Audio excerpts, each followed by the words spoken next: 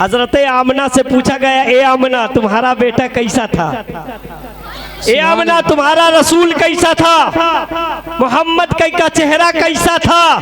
आप कहती एक दिन मैं दूध पिलाकर पालने में लेटाकर आई, 14 तारीख थी, 14वीं का चांद था। कहते सुभान अल्लाह, सुभान अल्लाह। पालने में मुस्तफा लेटे हुए थे। मैं जब पलट कर आती हूँ तो क्या देखती हूँ, मेरा बेटा उंगली का इशारा करता है, चांद घूम रहा है। वाह, मेरा बेटा उंगली का इशारा करता है, चांद घूम रहा है। पालने में मुस्तफा लेटे हैं, आसमान का चांद घूम रहा सुभान है। अल्लाह, सुभान अल्लाह। पालने में मुस्तफा है, आसमान का चांद घूम रहा है। आमना फरमाती है, कभी मैं अपने बेटे को देखती, कभी आसमान के चांद को देखती, सुभान अल्लाह। कभी जमीन के चांद को देखती, कभी आसमान के चांद को देखती। सवाल हुआ कि दोनों में कौन सबसे ज्यादा खूबसूरत है। जवाब मिला, जो आसमान का चांद है उसमें एक दाग नजर आता है, मुस्तफा का चेहरा साफ नजर आता है। आसमान के चांद में भी एक दाग है, लेकिन कसम खुदा के मुस्तफा का चेहरा एकदम साफ है, साफ है। मुस्तफा के चेहरे की तरह कैसा चेहरा कैसा था, बात अभी भी नहीं खुली। सुभान अल्लाह। अब किससे पूछा जाए? चलो उससे पूछो जिसने नबी को बनाया है, जिसने नबी को बनाया है। रब से पूछो, ए परवरदिगार तेरे महबूब का चेहरा कैसा था, तू ही बता, तेरे महबूब का चेहरा कैसा था। रब फरमाता, इसीलिए तो सबसे पहले बनाया, इसीलिए तो सबसे पहले बनाया के मेरे रसूल, मैं जैसा तुझे देख लूं दुनिया में कोई देख ना सके, और मेरे आका मेरे महबूब जैसा तुम मुझे देख लोगे कोई दुनिया का नज़ार नहीं देख सकता। तुम मुझे देखो, मैं तुम्हें देखूं, यही तो मोहब्बत है। इसीलिए तो सबसे पहले बनाया, ताकि तुम मेरा जलवा देखो, मैं तुम्हारा जलवा देखूं। तुम मुझे अपने माथे की निगाह से देखो, मैं अपनी कुदरत की निगाह से देखूं। ए मुस्तफा, तुम मुझे देखो, मैं तुझे देखूं, तुम मुझे देखो, मैं तुम्हें देखूं। दीदारे इलाही होता रहा, दीदारे मोहम्मद होता रहा। यही तो मोहब्बत है। रब खुदा का जो है मुस्तफ़ा का जलवा देख रहा है, मुस्तफ़ा अपने माथे की निगाह से रब की कुदरत देख रहे हैं। सुभान अल्लाह। यही वजह थी कि आदम अलैहिस्सलाम जब आए तो आदम अलैहिस्सलाम की उम्मत ने पढ़ा ला इलाहा इल्लल्लाह आदम सफ़ीउल्लाह। आदम से पूछो, तुम्हारी उम्मत तो ये पढ़ती थी, लेकिन आप क्या पढ़ते थे? आदम कहेंगे कि हमारी उम्मत पढ़ती थी ला इलाहा इल्लल्लाह आदम सफ़ीउल्लाह, लेकिन जब मुझे पढ़ना होता तो मैं पढ़ता था ला इलाहा इल्लल्लाह मुहम्मदुर रसूलुल्लाह। सुभान अल्लाह, सुभान अल्लाह। मूसा अलैहिस्सलाम कहते हैं मेरी उम्मत पढ़ती थी ला इलाहा इल्लल्लाह मूसा कलीमुल्लाह, लेकिन जब मैं पढ़ता था तो मैं पढ़ता था ला इलाहा इल्लल्लाह मुहम्मदुर रसूलुल्लाह। ईसा अलैहिस्सलाम की उम्मत पढ़ती ला इलाहा इल्लल्लाह ईसा रूहुल्लाह, लेकिन ईसा खुद पढ़ते ला इलाहा इल्लल्लाह मुहम्मदुर रसूलुल्लाह। जबकि सारे नबी रब ने बनाकर भेजे, सारे नबी बनकर आए, लेकिन इसके बावजूद सारे नबियों ने हमारे रसूल का कलमा पढ़ा। आखिर इसकी वजह क्या थी? तो ला इलाहा इल्लल्लाह कहने का हक उसे है, यानी तारीफ करने का हक उसे है। मसलन अगर मैं बॉम्बे की तारीफ करूं और कभी बॉम्बे गया नहीं, तो आप कहोगे मौलाना आपकी बात इसलिए नहीं मानी जाएगी क्योंकि आपकी बात अगर हम मान भी ले तो हो सकता है कि आप झूठ बोल रहे हो, क्योंकि आप बम्बई गए नहीं, बम्बई को देखा नहीं, तो आप कैसे बता रहे हो कि बड़ी बड़ी बिल्डिंगें होती है, फला जगह ये होता है, जूही चौपाटी कैसी है, कहाँ पर जो है हाजी अली का रोजा है, आपने जब देखा नहीं तो आप बता कैसे रहे हैं? पता ये चला कि प्यारे वो बताने का हक रखता है जिसने बंबई देखा हो। इसी तरीके आदम अलैहिस्सलाम कहते हैं ला इलाहा इल्लल्लाह, एक रब की इबादत करो, नहीं है कोई माबूद अल्लाह के सिवा। उम्मत ने पूछा क्या आपने रब को देखा? आदम कहते नहीं हमने रब को नहीं देखा। फिर मूसा अलैहिस्सलाम की उम्मत ने भी यही सवाल किया, जब उन्होंने कहा ला इलाहा इल्लल्लाह, नहीं है कोई माबूद अल्लाह के सिवा। उम्मत ने पूछा क्या आपने रब को देखा, क्या आपने अल्लाह को देखा? उनका भी जवाब यही हुआ कि मैंने नबी को रब को नहीं देखा। सारी उम्मत अपने नबियों से सवाल करती रही, क्या तुमने खुदा को देखा? सारे नबी यही कहते रहे, हमने नहीं देखा। लेकिन मूसा अलैहिस्सलाम ने कोशिश भी करके देखा। मूसा अलैहिस्सलाम ने रब से कहा था, परवरदिगार सारे नबियों ने तुझे नहीं देखा, लेकिन मैं मूसा हूँ, कोहे तूर पर आया हूँ, परवरदिगार अपना जलवा दिखा दे। जवाब मिलता है लन तरानी, नहीं देख सकते। अल्लाह। जवाब मिला लन तरानी, नहीं देख सकते। मूसा अलैहिस्सलाम ने बार बार इंतजार किया, जो है गुजारिश की, मौला एक मर्तबा दिखा दे। रब ने कहा लन तरानी, नहीं देख सकते। फिर मूसा ने कहा मौला दिखा दे, कहा नहीं देख सकते। मूसा अलैहिस्सलाम ने जब बार बार कहा तो रब ने 7 पर्दे के पीछे, कितने पर्दे के पीछे? 7 पर्दे के पीछे, पूरी खुदाई नहीं, अपनी तजल्ली की एक झलक पर जो है 7 पर्दे के पीछे दिखाई। मूसा कहते हैं मैं ताब न ला सका, कोहे तूर पर बेहोश हो गए। मूसा अलैहिस्सलाम वही बेहोश हो गए। अब मूसा अलैहिस्सलाम से पूछा गया आपने देखा? कहा 7 पर्दे के पीछे एक तजल्ली देखा, लेकिन देख न सका। मैंने भी नहीं देखा। ये बात तो उस दिन खुली जब मेरे मुस्तफा मेराज में गए, सुभान अल्लाह। जब मेरा रसूल मेराज में गया। इसीलिए मैं कहता हूँ नबी की मीलाद भी बेमिसाल है, मेराज भी बेमिसाल है। वाह वाह वाह, सुभान अल्लाह। उस दिन खुला। मूसा अलैहिस्सलाम ने देखा कि नहीं? नहीं देखा, क्योंकि मेरे मुस्तफा जब अपने माथे की निगाह से खुदा को देख कर आ रहे थे, मूसा ने पूछा पे मेरे आका, आप रब से मिलने गए थे, जाहिर सी बात है तोहफा मिला होगा, क्या लेकर आए? कहा रब ने 50 वक्त की नमाज तोहफे में दी है। ये 50 वक्त की नमाज तोहफे में मिली है, मैं उम्मत में बांटूंगा, मेरी उम्मत गुनाहों से पाक हो जाएगी। जरा सोचो, ऐसा रसूल कहीं मिलेगा? कितना एहसान है मेरे नबी का कि रब की बारगाह में रहकर भी उम्मत का ख्याल कर रहे हैं। परवरदिगार मेरी उम्मत गुनाहगार है, ऐसा तोहफा दे कि मेरी उम्मत पाक हो जाए गुनाहों से। रब ने कहा ये मुस्तफ़ा लो 50 वक्त की नमाज लेकर आ रहे थे। मूसा अलैहिस्सलाम रास्ते में खड़े थे, आपने हदीस सुना होगा। मूसा अलैहिस्सलाम ने कहा अल्लाह के रसूल ये बहुत ज्यादा है। क्या है? बहुत ज्यादा है, एक मर्तबा और चले जाएं, रब से कुछ कम करवा ले, कुछ कम करवा ले, आपकी उम्मत 50 नहीं पढ़ पाएगी। हमने मूसा अलैहिस्सलाम से आलम तसव्वुर में सवाल किया, ये मूसा आप हमारी फिक्र कर रहे हैं कि अपनी फिक्र कर रहे हैं? आप हमारी फिक्र कर रहे हैं? अरे मेरा रसूल 50 लाता तो हम पर भारी पड़ता, आपको इतनी फिक्र काहे लगी थी? कहा मैं जानता हूँ जो नबी की उम्मत का फायदा पहुँचाता है उसका भी अपना फायदा हो जाता है। सुभान अल्लाह, सुभान अल्लाह। इसलिए मैं तुम्हारा फायदा सुभान अल्लाह, सुभान। अब मेरा फायदा तो समझ रहे हैं ना कि 50 आ रही थी, मूसा ने कहा इसलिए नबी वापस चले गए। अल्लाह ने 5 वक्त की नमाज माफ कर दी। अब हमें 45 पढ़ना पड़ेगा, 5 माफ। फायदा हुआ ना 5 वक्त की। मूसा अलैहिस्सलाम आपका क्या फायदा है? कहा मैंने कोहे तूर पे जो देखना चाहा था नहीं देख पाया था। कोहे तूर पे जो देखना चाहा था नहीं देख पाया। अब मैं जानता हूं कि डायरेक्ट तो खुदा को नहीं देख सकता, लेकिन मुस्तफा देख कर आएंगे, नबी के चेहरे को देखकर खुदा का चेहरा नजर आ जाएगा। जब नबी अपने माथे की निगाहों से खुदा को देखकर वापस आएंगे, मैं मुस्तफा की निगाहों में दीदारे खुदा कर लूंगा। सुभान अल्लाह, क्योंकि उस निगाहों ने खुदा को देखा है। हम मुस्तफा के चेहरे को देखकर खुदा का दीदार कर लेंगे। सुभान अल्लाह। अच्छा, एक मर्तबा आए 45 लेकर आए। मूसा अलैहिस्सलाम ने कहा या रसूल अल्लाह अभी भी ज्यादा है, एक मर्तबा और चले जाए। फिर नबी गए। अच्छा, रब चाहता तो इकट्ठा 45 माफ कर देता, बार बार काहे बुला रहा है? मसलहत खुदा है। ए हबीब आते रहो, तुम मुझे देखते रहो, मैं तुम्हें देखता रहूं। सुभान अल्लाह, तुम आते रहो, सुभान अल्लाह, बार बार मुझे तुम देखो, मैं तुम्हें देखूं, और ये मोहब्बत का तकाजा है। अगर एक ही बार में माफ कर दूंगा तो आना जाना बंद हो जाएगा।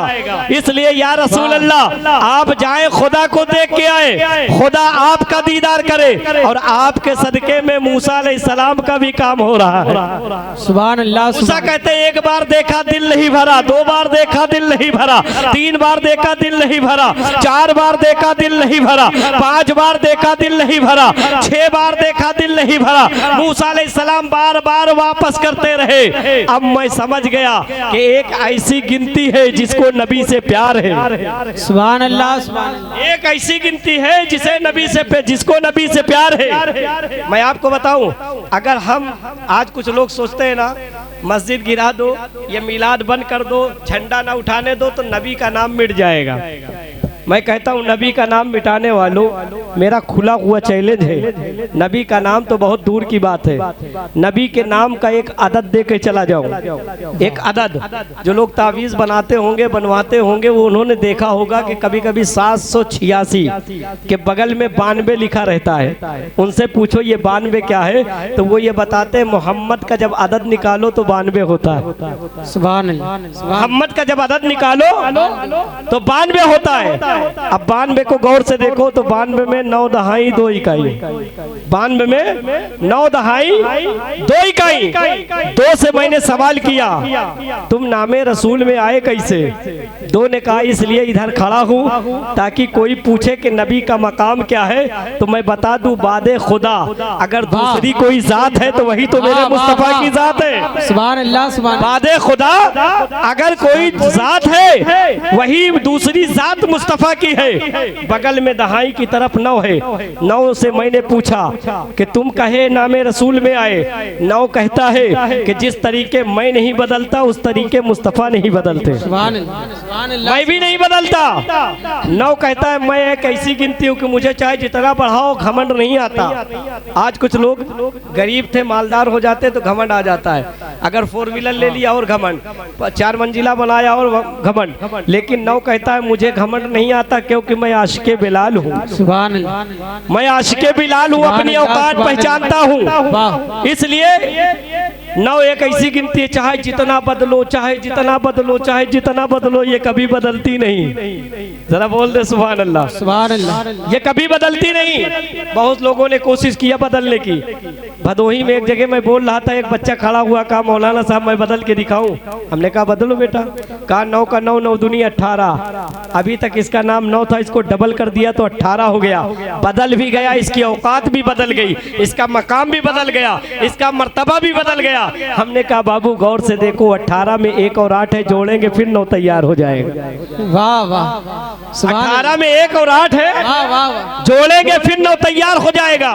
उसने कहा कोई लोअर कोर्ट में हारे तो हाई कोर्ट तक जा सकता है। हमने कहा तुम भी चले जाओ, हाई कोर्ट नहीं सुप्रीम कोर्ट चले जाओ, जितनी कोर्टें हैं उतनी कोर्ट चले जाओ, लेकिन 9 बदलने का नाम नहीं लेगा। उसने कहा 9 का 9, 9 दूनी 18। अगर 18 नहीं बदला तो हम 3 बार में कोशिश करेंगे। 9 तिरिक 27, अब तो बदल गया। हमने कहा 27 में 2 और 7 है, जोड़ेंगे फिर 9 तैयार हो जाएगा। उसने कहा 9 चौक 36। हमने कहा 36 में 3 और 6 है, जोड़ेंगे फिर 9 तैयार हो जाएगा। उसने कहा 9 पचे 45। हमने कहा 45 में 4 और 5 है, जोड़ेंगे फिर 9 तैयार हो जाएगा। उसने कहा 9 छक 54। हमने कहा 54 में 5 और 4 है, जोड़ेंगे फिर 9 तैयार हो जाएगा। उसने कहा 9 63। हमने कहा 63 में 6 और 3 है, जोड़ेंगे फिर 9 तैयार हो जाएगा। उसने कहा 9 8 72। हमने कहा 72 में 7 और 2 है, जोड़ेंगे फिर 9 तैयार हो जाएगा। उसने कहा 9 9 81। हमने कहा 81 में 8 और 1 है, जोड़ेंगे फिर 9 तैयार हो जाएगा। उसने कहा 9 10 90। हमने कहा 0 भगाओ बचा 9। तुम बढ़ाते जा रहे हो, 9 बढ़ने का नाम नहीं लेता। अरे 9 जानता है कि मैं गुलाम बिलाल हूँ। बिलाल का भी यही मामला था, उमैया के घर के गुलाम थे। उमैया का बच्चा बुलाए बिलाल दौड़ कर जाए, उमैया के घर की कोई औरत बुलाए बिलाल दौड़ कर जाए। जिस्म पर कपड़ा नहीं था, चेहरा काला कलूटा, ओठ भद्दे, कोई औकात नहीं थी। गुलामों की हबस के मक्के में कोई हैसियत नहीं थी। लेकिन प्यारे बिलाल कहते जब तक बिके न थे तो कोई पूछता न था, तुमने मुझे खरीद के अनमोल कर दिया। अरे हजरत बिलाल वो साथ है, हजरत बिलाल कहते जब तक उमैया का गुलाम था कोई औकात न थी, जिस दिन से मोहम्मद का गुलाम हो गया सारी कायनात मेरी आवाज पर दौड़ गई।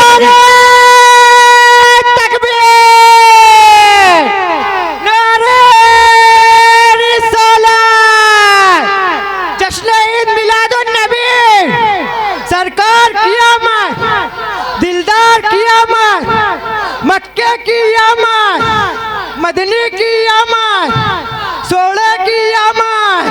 जरा झूम के बोलो, थोड़ा ऊंचा बोलो, मसलक के आला हजरत उलमाए अहले सुन्नत, नारे तकबीर, नारे रिसालत।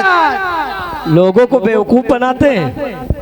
हजरत बिलाल कहते हैं मेरी कोई औकात नहीं थी, इतनी औकात आई कैसे? हजरत बिलाल कहते जब मैंने कलमा तैयबा पढ़ा, जरा मुस्कुरा कर बोल दो यार, कलमा तैयबा पढ़ा तो मेरे आका ने मुझे से क्या फरमाया, ए बिलाल पहले तुम्हारा काम क्या था? बिलाल कहते या रसूल अल्लाह जब उमैया बुलाता तो दौड़ के जाते, उसके बच्चे बुलाते तो हम दौड़ते। या रसूल अल्लाह जब जब मुझे बुलाया जाता मैं दौड़ा करता था। मेरे आका फरमाते अब तुम मेरे गुलाम हो, अब तुम मेरे गुलाम हो, जाओ आसान पुकारो। हद तो ये है कि अब तुम पुकारोगे तो अबू बकर सिद्दीक दौड़ते हुए आएंगे, तुम पुकारोगे उमर दौड़ते हुए आएंगे, तुम पुकारोगे उस्मान दौड़ेंगे, तुम पुकारोगे अली दौड़ेंगे। हद तो ये है तुम पुकारोगे तुम्हारा रसूल आएगा। ये मकाम किसने अता किया? हजरत बिलाल जानते हैं कि ये नबी की चौखट है, ये नबी की चौखट है। एक दिन मामला ऐसा हुआ, बिलाल आजान पुकारते थे, ये ड्यूटी थी हजरत बिलाल हबशी की। एक दिन जब फतह मक्का के दिन, मक्के पर मुसलमानों का कब्जा हुआ फतह मक्का के दिन, मेरे रसूल ने हजरत बिलाल से कहा बिलाल बहुत जमीन पर खड़े होकर आजान पुकार चुके, आज तुम काबे की छत पे चढ़ जाओ। जरा मुस्कुरा कर बोल दो, काबे की छत पे चढ़ जाओ और आजान पुकारो। आज अगर हमारे पास 10 रुपए है तो हम दब के बात करते हैं, लेकिन जब 1000 होता है तो अकड़ के बात करते, लाख होता है तो बात ही नहीं करते, क्या कहने, पहचानते ही नहीं आपको कौन है। लेकिन हजरत बिलाल हबशी क्या थे? कुछ नहीं थे, कोई मकाम नहीं था, जिस्म पर कपड़े तक नहीं रहते थे, एक गुलाम की कोई हैसियत नहीं थी। इसलिए मक्के में गुलाम लफ्ज एक काली की तरह बहुत ही घटिया नाम था गुलाम कहना। लेकिन जिस दिन बिलाल हबशी नबी के गुलाम हुए उस दिन से गुलाम कहलाना फक्र समझने लगे कि अल्लाह करे सब नबी के गुलाम हो जाए। नबी का गुलाम होना किसी बादशाह होने से कम नहीं है। हजरत बिलाल हबशी काबे की छत पर चढ़े। अब दुनिया के सारे मुअज्जिन हजरत बिलाल की अजान पर सदके हो जाए, किसी को यह मकाम नहीं मिल सकता कि काबे की छत पे चढ़ के अजान पुकारे। हजरत बिलाल का ये मकाम है कि छत पे चढ़ गए और चढ़ने के बाद सोचा कि अजान पुकारूं। फिर दिल में सोचते हैं जब मक्के में अजान देता था तो चेहरा तो काबे की तरफ होता था, जब कभी मदीने में अजान देता था तो मेरा चेहरा काबे की तरफ होता था, जब कभी मैदान में अजान देता था तो चेहरा काबे की तरफ होता था। लेकिन आज तो मैं खुद काबे पर हूँ, चेहरा किधर करूं, किधर मुंह करके नमाज पर जो है अजान पुकारूं। हजरत बिलाल कहते या रसूल अल्लाह आज मैं कशमकश में हूँ। या रसूल अल्लाह जब जब अजान पुकारी चेहरा काबे की तरफ था, जहाँ जहाँ से अजान दी चेहरा काबे की तरफ था। या रसूल अल्लाह आज तो मैं खुद काबे पर हूँ, आज चेहरा किधर करूँ? मेरे आका फरमाते जिसने चढ़ाया है उधर चेहरा करके अजान पुकारो। हजरत बिलाल ने फौरन मुस्तफा की जानिब अपने आप को मोड़ा और नबी के चेहरे की तरफ रुख किया और आसान पुकारी। जब आला हजरत ने पढ़ा बरेली से पुकार उठे हाजियो आओ शहनशाह का रोजा देखो। अरे काबा तो देख चुके, काबे का काबा देखो, काबा तो देख चुके। सुभान अल्लाह सुभान अल्लाह या रसूल। काबा तो देख चुके, काबे का काबा देखो। जब एक गुलाम नबी की बारगाह से लग जाता है, एक चौखट से लग जाता है, तो मकाम क्या होता है? काबे की छत पर। एक हिंदुस्तान का आशिक, मुस्कुरा कर बोलो, बस एकदम तकरीर खत्म होने वाली है। हिंदुस्तान का एक आशिक, वो भी सैयदजादे नहीं, पठान के घर के। वाह जरा मुस्कुरा कर बोलो। सैयद के बद निस्बत पठान की क्या औकात है, जानते ना? पठान के घर में पैदा हुआ, पठान के घर में पैदा होने के बाद इल्म हासिल किया। इल्म हासिल करने के बाद अपने इल्म पर अमल किया। अमल करने के बाद नबी से सच्चा इश्क किया, और जब नबी से इश्क हो गया तो मकाम ये मिला कि अब हिंदुस्तान से तुम आ जाओ कहाँ? काबा। काबा का दर तुम्हारे लिए खुला हुआ है, काबे का दर तुम्हारे लिए खुला हुआ है। हमें प्यारे उसी जात का नाम है हुजूर ताजुश शरिया। मुस्कुरा कर बोलो सुभान अल्लाह। जिस घर के आप बच्चे हैं, उस घर का मामला ये था कि नबी से इश्क कैसे किया जाता है, ये हमें बरेली वालों ने बताया है। नबी से इश्क कैसे करना चाहिए, ये बरेली वालों ने बताया। बस एक जुमला सुन लो, इश्क उसे ही कहते हैं। हमसे और आपसे बड़ी मोहब्बत है, रोज फोन पर बात होती है ना। अगर हमसे और आपसे फोन पर बात हो, आपने मुझसे सलाम किया, मैंने जवाब दे दिया, और खैरियत से हैं? हाँ हम खैरियत से हैं। ये काम रोज होता था। अगर आप कभी इलाहाबाद में हमसे मुलाकात करें या कहीं और बाहर मुलाकात हो जाए और फिर आप दूर से सलाम कर लो, अस्सलाम वालेकुम मौलाना साहब, हम भी कह रहे वालेकुम अस्सलाम, तो ये कैसी मोहब्बत है? जब तक दूर थे तो फोन से बात हो जाती थी। आप बंबई में थे, मैं इलाहाबाद में था, बंबई से आपने फोन लगाया, सलाम दुआ हो गई, बात खत्म। यही हाल आला हजरत का था। आला हजरत बरेली में रह के मुस्तफा पर सलाम पढ़ते, बरेली में रह के मुस्तफा पर सलाम पढ़ते। जिंदगी दूर थे तो जिंदगी बेरंग थी, बेनूर थी, जिंदगी में मजा नहीं था। आला हजरत रोज नबी पर सलाम पढ़ते, मुस्तफ़ा जाने रहमत पे लाखों सलाम। आज कुछ लोग इस सलाम पर एतराज करते, लेकिन मैं उनको बता दूं कि ये जो आला हजरत ने ये जो सलाम लिखा ना, पहले 1,00,000 मरतबा नबी पर सलाम पढ़ा तब लिखा। पहले 1,00,000 मरतबा सलाम पढ़ा, उसके बाद आला हज़रत कहते हैं मुस्तफ़ा जाने रहमत पे लाखों सलाम, सुभान अल्लाह सुभान अल्लाह। शमाए बस में हिदायत पे लाखों सलाम। जरा मुस्कुरा कर बोले सुभान अल्लाह। ये काम कहाँ से कहाँ हो रहा था? बरेली से मदीना, बरेली से मदीना। मुस्तफ़ा मदीने में है, आला हजरत बरेली में रहकर मुस्तफा जाने रहमत की जानिब लौ लगाकर आला हजरत सलाम पढ़ते थे। वाह। लेकिन एक मर्तबा मुकद्दर ने साथ दिया, आला हजरत मदीना पहुंच गए। आला हजरत कहाँ पहुंच गए? मदीना। तो मैंने आपसे बताया ना कि अगर दूर से फोन से बात हो जाए और जब करीब आओ तो फोन से बात ना करो, सलाम करो, मुसाफा कर लो, तो मोहब्बत में इजाफा हो जाता है। सुभान अल्लाह सुभान। करीब आओ, कुछ बदल दो, ये मोहब्बत के तकाजे हैं। दूर थे तो सिर्फ सलाम से काम चल जाता था, लेकिन अब सिर्फ सलाम से काम नहीं चलेगा। सलाम भी करो, हो सके तो मुसाफा भी करो, और मोहब्बत हो तो आप गले भी मिल लो।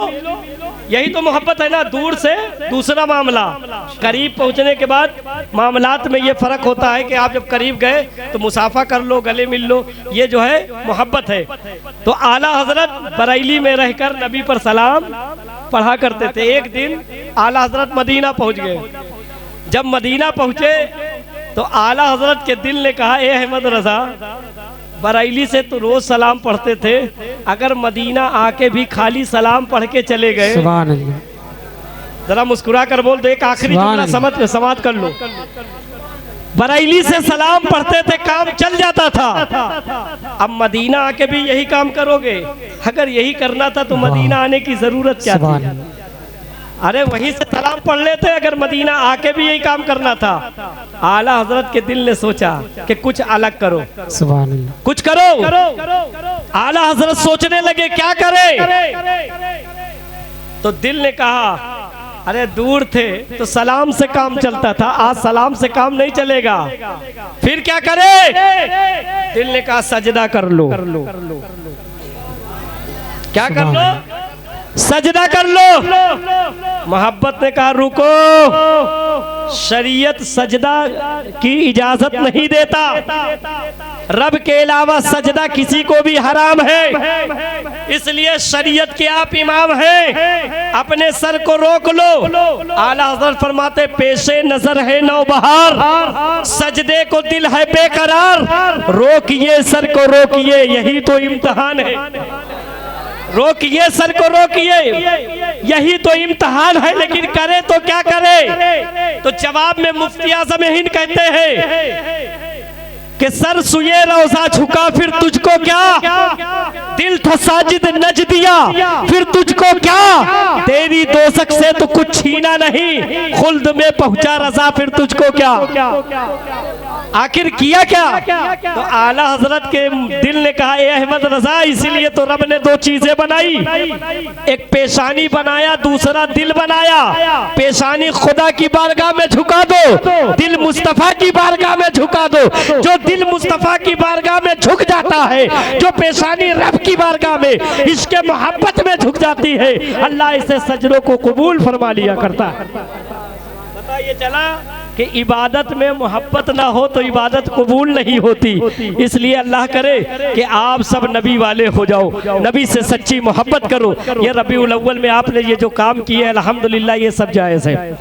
आज एतराज़ लोग करते हैं, वक्त नहीं है वरना मैं आपको बताता। आप ये टेंट लगाए हो, मुझसे एक जगह लोगों ने पूछा मौलाना साहब आप लोग तकरीर में जाते हो, ये टेंट लगाया जाता है, इस टेंट का जिक्र किसी हदीस में है, किसी किताब में है, आपने पढ़ा है? किसी मौलवी से पूछा कि टेंट लगाना चाहिए नबी के मिलाद में, आपने अपनी मर्जी से लगा दिया। बताइए अपनी मर्जी से लगाया कि हमसे फोन करके पूछा था मौलाना साहब ये बताओ मिलाद में टेंट लगाना जायज है कि नहीं, आपने मोहब्बत में लगा दिया। अब आप कह सकते हो मौलाना साहब इतनी दूर से आपको बुलाए कहे हैं, अब आप बताए कि जाओ कि जायज है कि नहीं, सवाल हो सकता है कि नहीं? आपको बुलाया किस लिए? अरे हम दोबारा मिलाद करेंगे टेंट नहीं लगाएंगे अगर जायज नहीं होगा तो। लेकिन प्यारे जो नबी की मोहब्बत में करते हो ना, ये जायज ही नहीं सुन्नत है। जरा मुस्कुरा कर बोलो सुभान अल्लाह। जायज ही नहीं है बल्कि सुन्नत है। ये जो आप गुब्बारा लगाए हो, अच्छा गुब्बारा चलो किस किताब में लिखा है कि नबी की मिलाद करो तो गुब्बारा लगाओ, नबी की मिलाद करो तो हाइलोजन जलाओ, और एक नहीं आप दो हाइलोजन लगा दिए।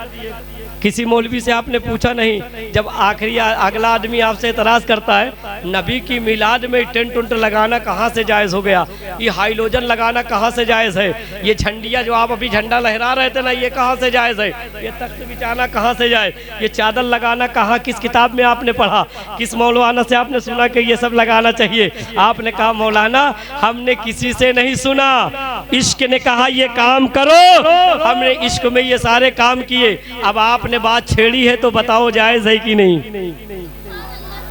बता दे कि बात खत्म करें, फिर बुलाओगे तब बताएं। जरा जोर से बोलिए, सुनना चाहते हैं? तो अगर आपसे कोई पूछे कि ये सामियाना लगाना कहाँ जायज है, ये सामियाना लगाना किस किताब में जायज है, कह देना जायज ही नहीं, सुन्नते रसूल है, जायज ही नहीं है बल्कि सुन्नते खुदा है। रब फरमाता है लौला मा खलक़तुल अफ़लाक, रब क्या फरमाता है, ए मुस्तफ़ा तेरी मिलाद ना होती तो मैं आसमान का सामियाना ना लगाता। लफ्ज़े सामियाना पे गौर करो, ये सामियाना लगाना जायज़ है कि नहीं? रब कहता है लौला मा खलक़तुल अफ़लाक, ए मुस्तफ़ा तेरी मिलाद के सदके हमने आसमान का सामियाना लगाया। रब बड़ा है इसलिए वो आसमान का सामियाना लगाता है, हम उम्मती है कपड़े का सामियाना लगाते हैं। हम उम्मती हैं इसलिए कपड़े का सामियाना।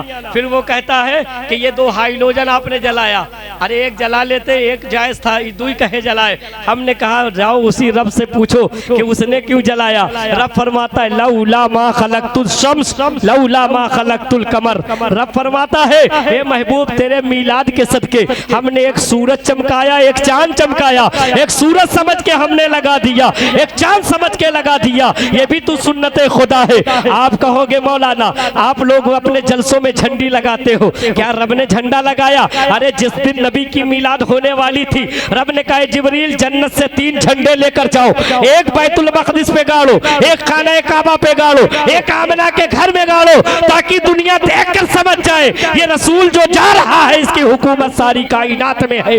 जब जिब्रील की सुन्नत झंडा लगाना है हमने झंडा लगाया। नारे तकबीर, नारे रिसालत, जश्न ईद मिलादुन नबी, जश्न ईद मिलादुन नबी, सरकार की आमद, दिलदार की आमद, मक्के की आमद, मदनी की आमद, उलमाए अहले सुन्नत, मसलके आला हजरत, नारे तकबीर, नारे रिसालत। एक जगह बेचारे छोटा छोटा कुमकुमा लगाए हुए थे सगल, तो लोगों ने इतराज किया अरे कुमकुमा लगाना कहीं जायज़ वोज नहीं है, मिलाद में इन लोग कुमकुमा लगा देते हैं, इसीलिए हम लोग मिलाद में नहीं जाते, छोटा छोटा कुमकुमा लगाते हैं। हमने कहा वो भी तो खुदा ही ने लगाया है। रब फरमाता है लौला मा खलक़तुन नुजूम, हमने महबूब की मोहब्बत में मीलाद की खुशी में आसमान में छोटे छोटे सितारे चमका दिए। रब सितारे चमका रहा है, हम कुमकुमे जला रहे हैं। रब्बे कायनात ने ये घास फूस पेड़ पौधे फूल पत्तियां ये सब नबी के मीलाद के सदके में जो है दुनिया में भेजा, ताकि फूल की खुशबू आती रहे, पत्ते लहराते रहे, तमाम हरियाली रहे। रब ने हरियाली की, हमने भी हरी हरी झंडियां लगा दी, कहीं गुब्बारे लगा दिए। इसीलिए आला हजरत फरमाते हैं जमीनो समा तुम्हारे लिए, मकीनो मका तुम्हारे लिए, चुनीनो चुना तुम्हारे लिए, या रसूल अल्लाह हम आए यहाँ तुम्हारे लिए, कल उठे भी वहाँ तुम्हारे लिए। प्यारे ये दुनिया नबी के सदके में बनी है, ये मीलाद ना होती तो ये हम ना होते, मीलाद ना होती आदम ना होते, मीलाद ना होती मूसा ना होते, ये मीलाद ना होती ईसा ना होते, मीलाद ना होती सजरो हजर ना होते, मीलाद ना होती शम्सो कमर ना होते, मीलाद ना होती तो ये दुनिया ना होती, और मीलाद ना होती तो हम और आप ना होते। तो पता ये चला जब तक मीलाद है जब तक दुनिया है, जब तक मीलाद है तब तक सूरज है, जब तक मीलाद है जब तक चांद है, और ये तमाम चीजें तब तक होती रहेगी जब तक हमारे दरमियान हमारा रसूल जिंदा है। इसीलिए आला हजरत कहते हैं बिल यकीन तू जिंदा है वल्लाह, तू जिंदा है वल्लाह मेरे चश्मे आलम से छुप जाने वाले। क्योंकि अगर नबी जिंदा ना होते तो सूरज कब का चमकना भूल गया होता, नबी जिंदा ना होते तो चांद रोशनी नहीं दे सकता था। एक बात बताओ, जो चीज जिसके लिए बनाई जाती है उसी के काम आती है ना। मसलन आपने ये जलसा सजाया असगर भाई की नात पढ़ने के लिए, मेरी तकरीर सुनने के लिए, तमाम शोरा से नात सुनने के लिए। जब हम लोग चले जाएंगे तो ये माइक हटा लोगे कि रखा रहने दिया जाएगा? जब हम लोग चले जाएंगे तो ये स्टेज हटा लोगे कि यहीं रखा रहेगा? जब आप लोग चले जाओगे तो ये कुर्सी हटा ली जाएगी, ये तमाम चीज़ें हटा ली जाएंगी। जाहिर सी बात है कि नबी के मीलाद के सदके में ज़मीन बनी, नबी के मीलाद के सदके में आसमान बना, नबी के मीलाद के सदके में सूरज और चांद बने, नबी के मीलाद के सदके में सारी कायनात बनी। अगर ये निज़ामे कुदरत चल रही है इसका मतलब ये है कि मुस्तफ़ा जिंदा है, मुस्तफ़ा जिंदा है, मुस्तफ़ा जिंदा है। तभी तो आला हजरत कहते हैं हश्र तक डालेंगे हम पैदाइश से मौला की धूम, मिस्ल फारस नजद के किले गिराते जाएंगे, खाक हो जाए अदू जलकर मगर हम तो रजा, दम में जब तक दम है जिक्र उनका सुनाते जाएंगे। अस्तगफिरुल्लाह रब्बी मिन कुल्ले ज़ंबि व अतूबु अलैहि व अक़ूलु ला इलाहा इल्लल्लाह मुहम्मदुर रसूलुल्लाह सल्लल्लाहु तआला अलैहि वसल्लम।